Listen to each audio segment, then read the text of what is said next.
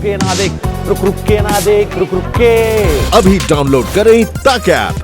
नमस्कार, आप देख रहे हैं लंच ब्रेक। आपके साथ हूं मैं नेहा बाथम। चीन पर वार करने को भारत तैयार है। गलवान में चीन के विश्वासघात का जवाब देने के बाद LAC पर भारत तैयार है चीन की हर हिमाकत का जवाब देने के लिए।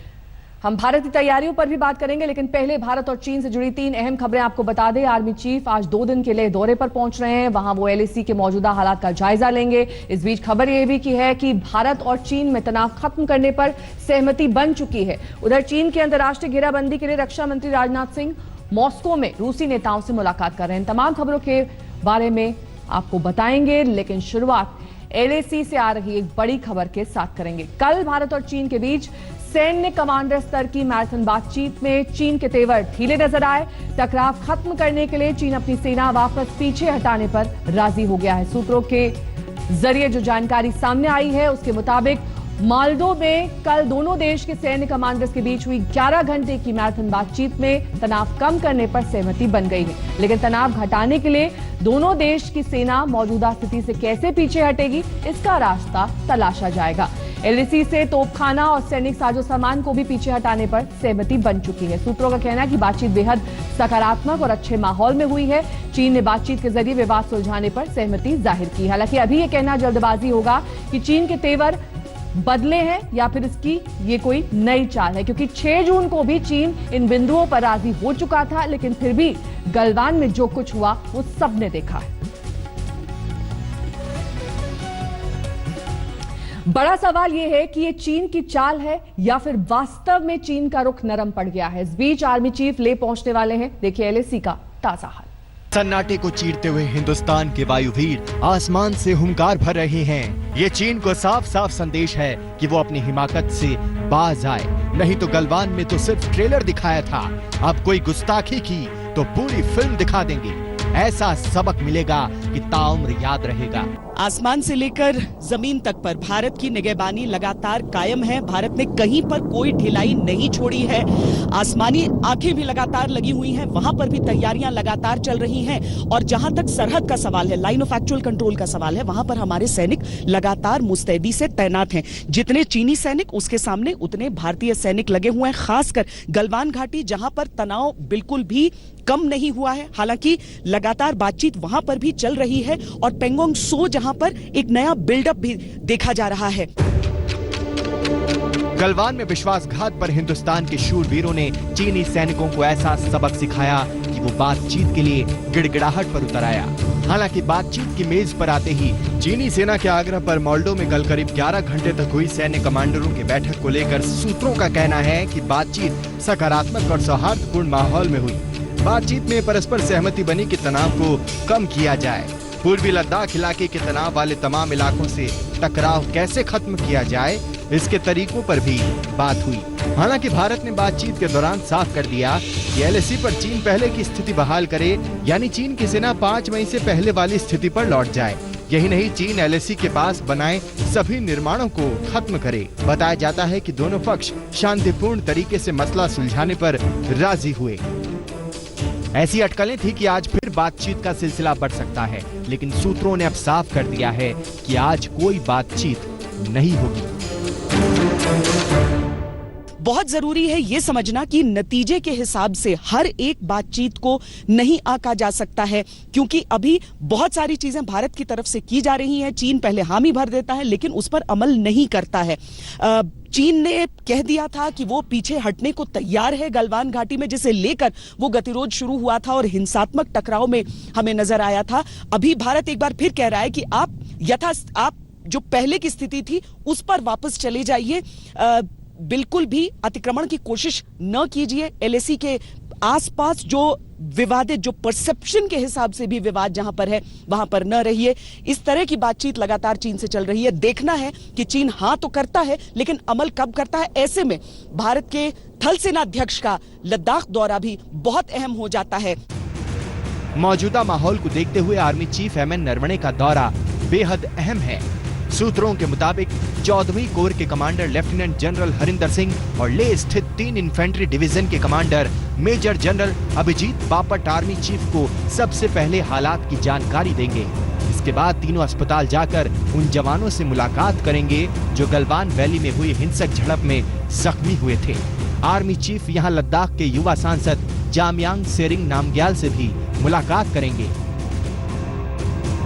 आर्मी चीफ आज लेह में ही रहेंगे, कल वो तनाव के किसी और मोर्चे पर जाएंगे, लेकिन इसके बारे में फिलहाल आखिरी फैसला नहीं हुआ है। Army chief general M Naravane Leh पहुंच रहे हैं तो तैयारियों के जायजे के लिए भी और यह देखने के लिए भी कि हम तनाव को दूर करने के हिसाब से किस स्थिति में इस वक्त है। भारत कोई कोर कसर छोड़ नहीं रहा है, या तो हमारी तैनाती से जुड़ी हुई बात हो या फिर बातचीत को लेकर तनाव दूर करने की। चीन से सुधरने की उम्मीद रखना भी ज्यादा है।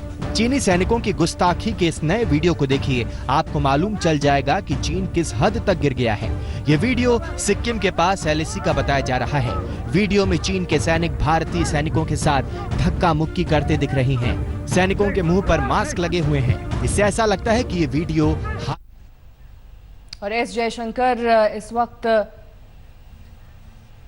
The Order of the Red Star, the medical mission led by Dr. Kotnis, was a legend in China. So tomorrow, when our military contingent marches through the Red Square, it would be an affirmation of the difference that we made. When victors met to fashion the ensuing global order, the political circumstances of that era did not give India due recognition. This historical injustice has stood uncorrected over the last 75 years, even as the world has changed. Therefore, on this momentous occasion, it is important for the world to realize both the contribution that India made and the need to rectify the past. But beyond history, international affairs must also come to terms with contemporary reality. The United Nations began with 50 members. Today it has 193.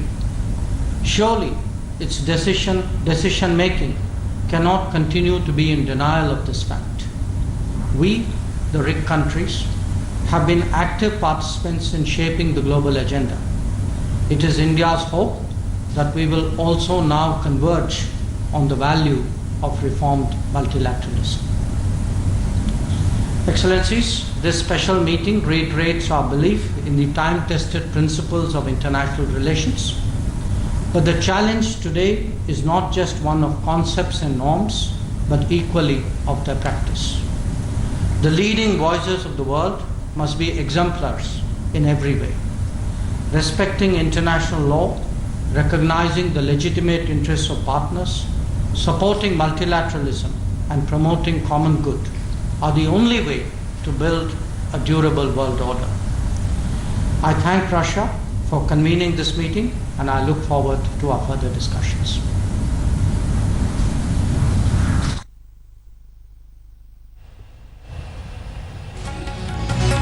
रूस की ओर से ये बैठक बुलाई गई थी, virtual बैठक, जिसमें भारत, रूस और चीन के विदेश मंत्री शिरकत कर रहे हैं। एस जयशंकर यहां से प्रतिनिधि हैं, वहीं चीन और रूस के भी विदेश मंत्री इस वर्चुअल बैठक में शिरकत कर रहे थे।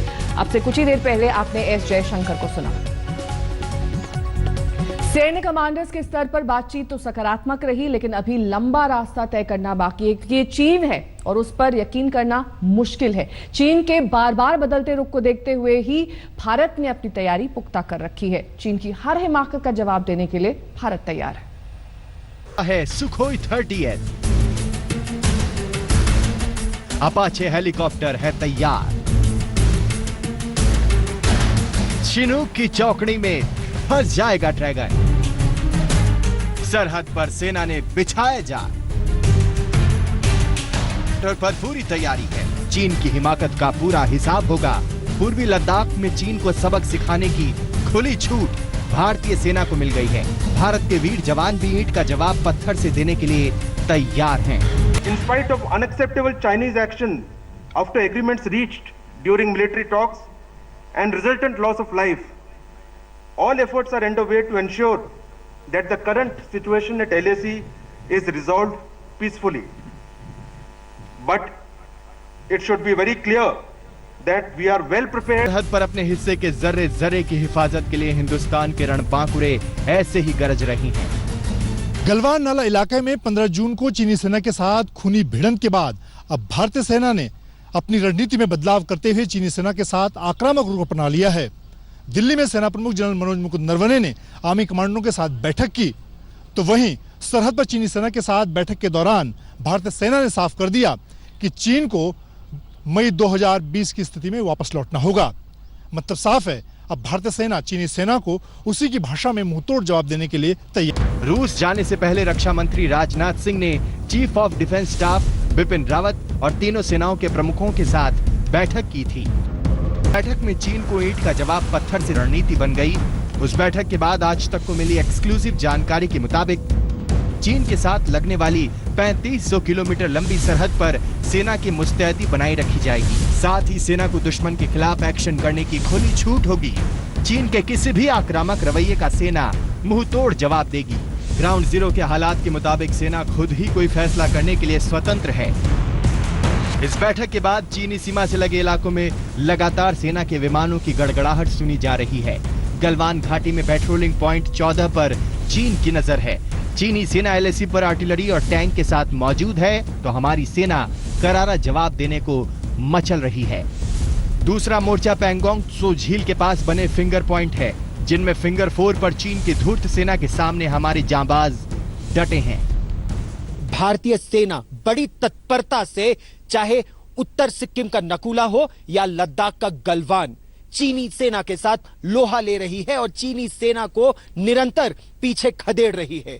सेना में सूत्रों के मुताबिक एक चीज साफ है, सेना अब चीन को 1 इंच जमीन पर घुसपैठ करने की अनुमति नहीं दे सकती। आज तक आपको दिखा रहा है कि पैंगोंग त्सो झील पर हिंदुस्तान क्यों 1 इंच भी पीछे नहीं हट सकता।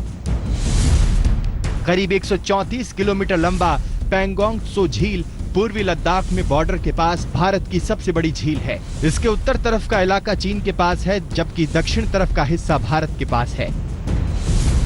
19 अगस्त 2017 को भी इस झील पर दोनों देशों की सेनाओं के बीच झड़प हुई थी, लेकिन इस बार भारत ने चीन को ऐसा सबक सिखाने की ठान ली है कि उसकी आने वाली पीढ़ियां याद रखें।